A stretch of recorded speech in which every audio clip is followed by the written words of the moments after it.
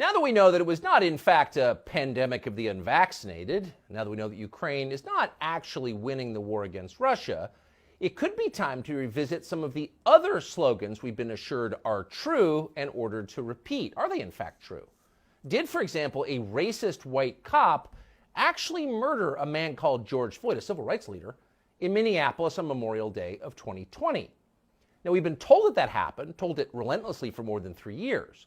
So at this point, we've been told it so much that pretty much everybody seems to believe it. And because everyone does kind of believe it, a small group of people has been allowed to make massive changes to American society. They include, but are not limited to, decriminalizing stealing, defunding the police, adding a new federal holiday to the calendar called Juneteenth, the ceasing of hiring all white men in corporate America, and of course, significantly, they also sent a cop called Derek Chauvin to prison for more than 40 years. He would be the racist white devil who murdered George Floyd. But the question is, did he actually murder George Floyd? And the answer is, well, no, he didn't murder George Floyd. And we're not guessing about that. We know it conclusively, thanks to a new court case now underway in Hennepin County, Minnesota. The case was brought by a prosecutor there called Amy Sweezy. She's suing her boss. So the case is not actually about George Floyd or Derek Chauvin, but it tells you an awful lot about both of them.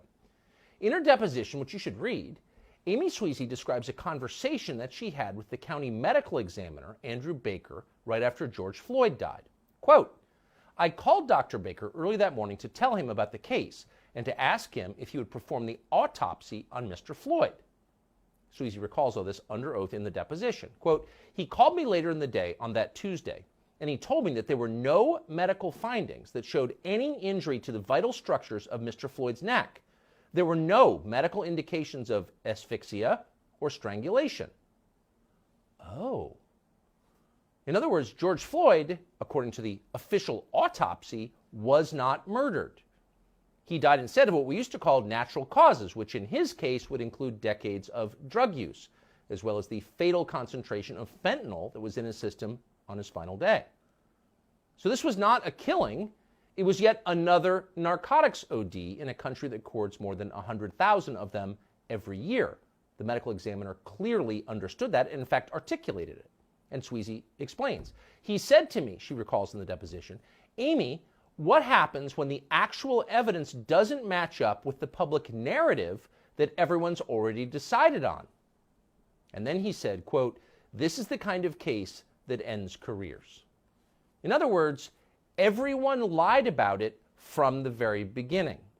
The people who knew the truth hid the truth and allowed the revolution to proceed. Now they've been exposed. Now we know the truth. What happens next? Well, they're going to ignore it. The Biden administration just issued a long purple statement celebrating George Floyd's birthday. He's a martyr, despite the fact we know that he was not murdered. And by the way, Derek Chauvin is still languishing in jail for the rest of his life. So how do we respond to this? How do we respond to the truth once we have it? Well, Vince Everett Ellison seemed like a good man to ask. He's the author of Crime, Inc. He joins us now. Vince, thanks so much for coming on. So as with so many other stories, the origin thanks for having me, Tucker. Of COVID, it's a blessing to have you.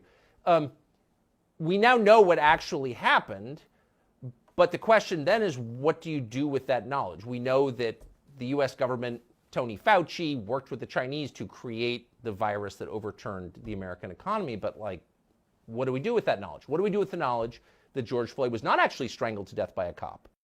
We have to acknowledge the people that gave it to us and why. See, George Floyd is the Democratic Party's prototypical black man. These are the black men they are trying to create. So George Floyd has to be elevated. He has to be celebrated. He's perfect to them. He was poor. He was uneducated. He was a drug addict. He didn't have a job. He was down there begging and crying and asking the white people to not kill him. To a Democrat, to a white Democrat, this is the perfect black man. So he has to be elevated. Look, not a few days ago, Kamala Harris and Joe Biden celebrated hip-hop music. They had a celebration of hip-hop. Hip-hop culture is America's culture. It is a genre. It is music and melody and rhyme. And hip-hop is also an ethos.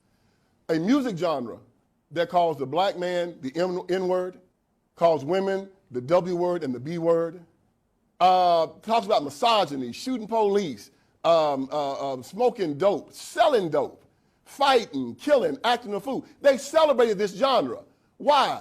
Because this is how they see black America. They see us the same way they see George Floyd.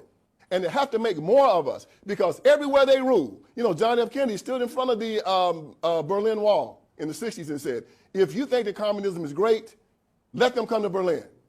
Well, if you think that the Democratic Party is great, let them come to Detroit. Let them come to Chicago. Let them come to St. Louis. Let them come to L.A., Portland, Seattle, Memphis. Anywhere where they rule, you'll see George Floyd's all over the place. And they're proud of them. In Baltimore, Maryland, they spend $21,000 per child for every child up there inside the school district.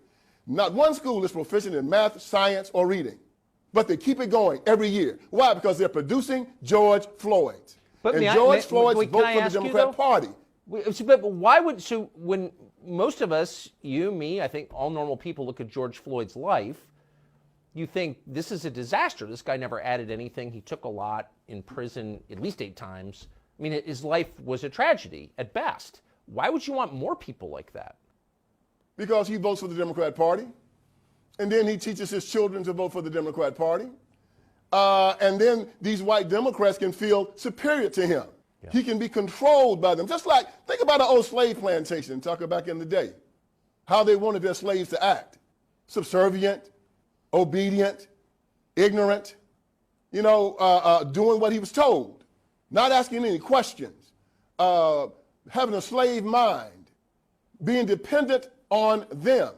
This is how they want black men to be in America. This is how they want the whole black community to be. This is why it started in the Civil Rights Movement when Martin Luther King Jr. in his I Have a Green speech said, 100 years after the Emancipation Proclamation, the Negro is still not free. He said 5 times in that speech that we were not free. It turned the Declaration of Independence on its head. Because in our Declaration of Independence, it said that our freedom was an unalienable right given us by God. John Locke, in his second treatise of government, said that an unalienable right is a right given from God. It is irrevocable, non-transferable, and unsellable. The government cannot touch it. It supersedes law. It supersedes the Constitution. However, King said that we was coming to government and to the white man for our right to be free. Even at the end of the speech, he said, on some certain day, we'll be free at last, free at last. Thank God Almighty, we're free at last. He said in that speech, when will we be satisfied? He said, we will never be satisfied until justice rolls down like water and righteousness like a mighty stream. That's a fancy way of saying never. And so black people heard that speech and said that we were not free here in America. And we make our children recite that speech every single year on King's birthday. And they say in that speech, the Negro is still not free. George Floyd was a slave in his mind. And the Civil Rights Movement caused him to be a slave in his mind.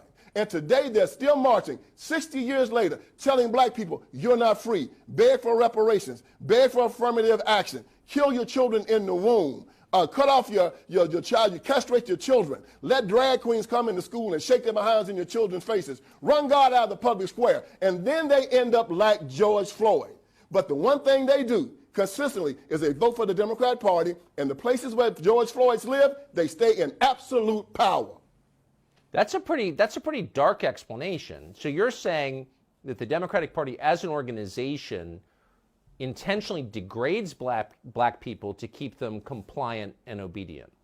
Oh yes, in my book Crime Inc. I talk about one of the main things they do, like the mafia and organized crime. They humiliate black people. They demoralize them. It's a Marxist construct.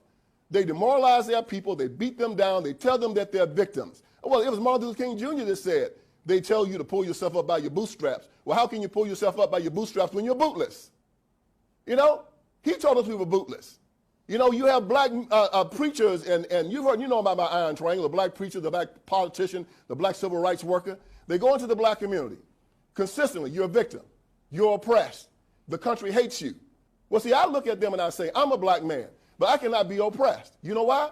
Because I'm a child of God. I'm an heir of Jesus Christ. I cannot be a victim. Why? Because I'm an heir of Jesus Christ. I'm a child of God. I cannot be a victim. See, they tell these people to go against their religion and their basic ideology because most black men say they're Christians, right? But then they walk around saying, I'm oppressed, I'm a victim, I'm afraid.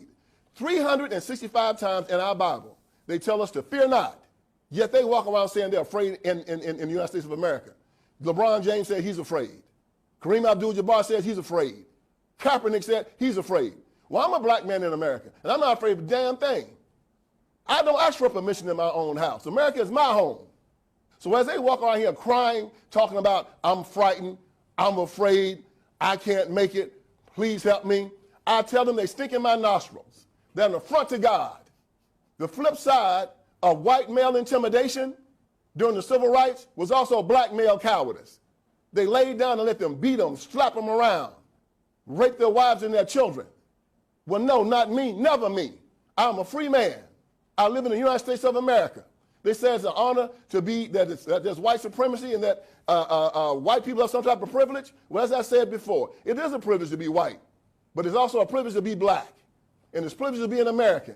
And it's really a privilege to be a Christian in the United States of America, the greatest country on the face of this earth. And they're not going to make a George Floyd out of me. I stand up strong. I look them in the eye. And I say, I'm a free man. My freedom comes from God. It's an unalienable right given to me by him. You cannot touch it. And if you try it, I got two things that'll get you off of me. Jesus and my 38. Come try me out. So the Democratic Party used BLM as a domestic militia in the last presidential cycle 2020 to defeat Donald Trump. Do you expect something like that to happen again? Well, you see how they use the same tactics as Iran. Iran has Hezbollah and Hamas as their militias. And the Democratic Party uses BLM and Antifa as theirs, throwing the rock and hiding the hand. Of course they're going to do it. They've always done it. Even at the beginning, they used the Ku Klux Klan for the military ring. Now they're using BLM, they're using Antifa, they're using NAACP, and they're their suicide bombers. They're their shock troops. They're their brown shirts. They're their street soldiers. And they're going to go out there, and I guarantee you, Tucker, they're going to look over all the black-on-black violence. They're going to look over all the black men killing black men. They're going to look over all the snatching grabs and all the burning and all the fighting and looting and acting a fool. And they're going to find one crazy white cop that's going to do something to some crazy black man, and then they're going to try to burn this country down for it. That's their plan. That's their template. I hope America's ready for it because it's coming. And it always works for them. It always works because the press and everybody's just waiting. Oh, they're on the starting line just waiting for it. And as soon as they find that golden kill, watch them go crazy with it. BLM is going to start getting their money from the Democrat Party because that's who they get it from. The same way that Hamas gets their money from Iran. BLM gets their money from the Democrat Party. And BLM does not stand for Black Lives Matter. It stands for burn, loot, and murder. And that's what we should call them from now on. Vince Everett Ellison, Bible in a 38. It's great to see you today. Thank you very much.